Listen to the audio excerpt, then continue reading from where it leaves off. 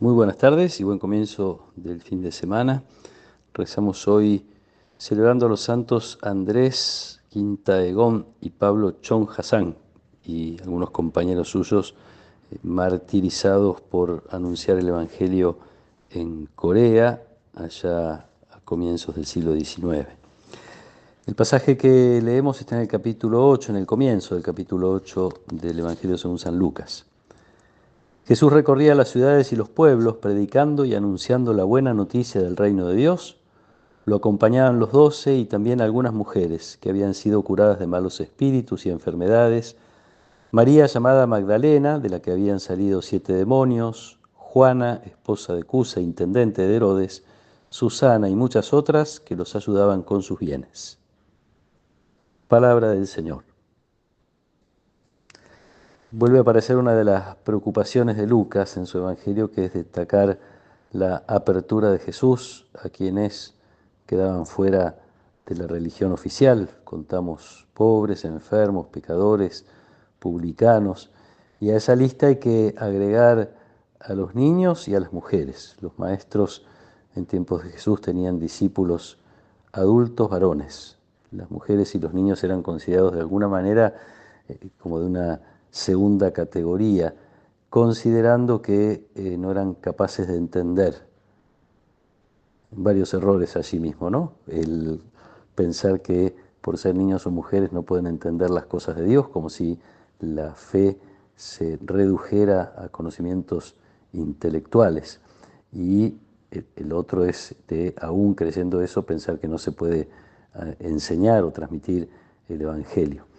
En este pasaje, que no aparece en los otros evangelios, simplemente Lucas señala que las mujeres seguían a Jesús junto a los 12, eran discípulas, podían aprender y también eran colaboradoras en el trabajo o en la tarea de la evangelización. Es probable que Lucas haya encontrado en su comunidad alguna dificultad para adherir o para dejar ingresar sin distinción a las mujeres junto con los hombres, y también es verdad que hay ausencia muchas veces, durante mucho tiempo hubo ausencia de la figura de la mujer en espacios de administración, no quiero usar la palabra poder, pero sí de autoridad de alguna manera dentro de la Iglesia. Lo cierto es que la Iglesia va dando pasos en este sentido, sobre todo más, yo diría, recientemente, aunque siempre falta mucho más. Sabemos que el Papa Francisco ha nombrado mujeres en cargos muy importantes en el Vaticano.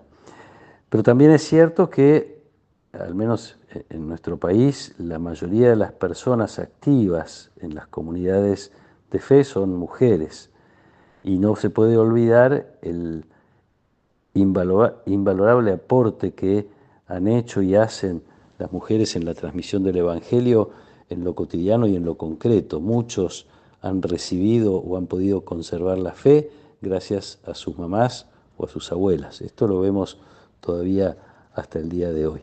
No para entrar en temas más complejos, como sería el sacerdocio femenino, del cual tanto se habla, al menos en algunos ámbitos.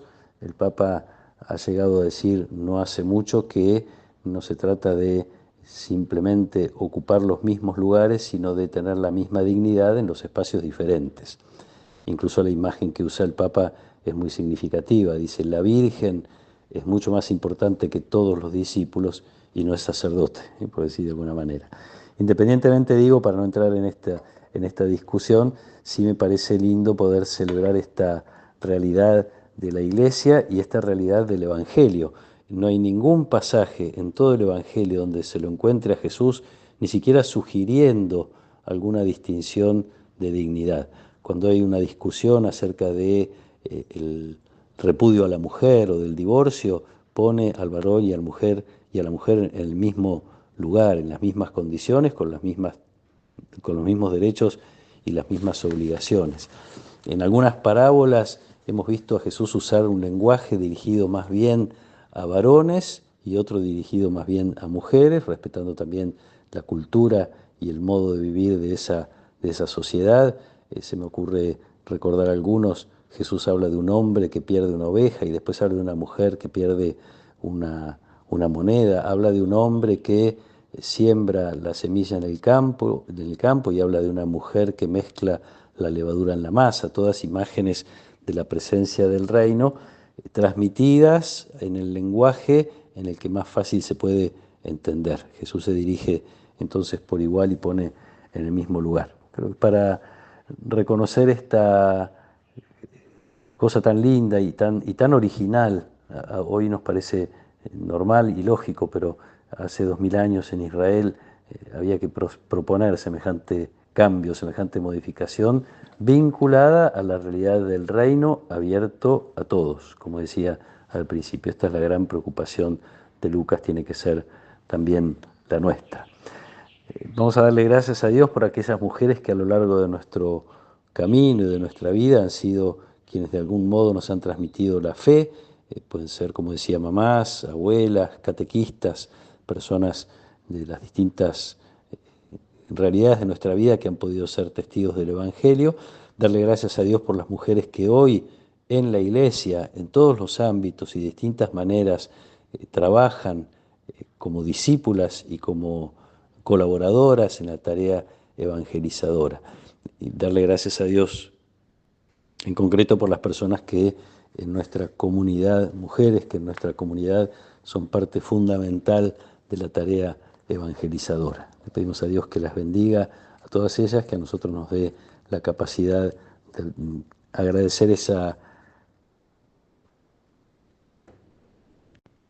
opción clara de Jesús en el Evangelio de poner a la misma altura y en el mismo lugar al varón y a la mujer. Y digo de paso algo que a veces me gusta decir en los bautismos, así como a las mujeres y a los varones los puso en el mismo lugar, a los niños los puso un poquito más arriba.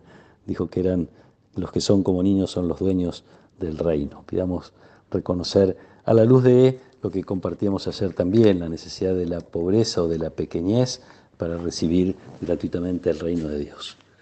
Que nos acompañe su protección y su bendición, en el nombre del Padre, y del Hijo, y del Espíritu Santo. Amén.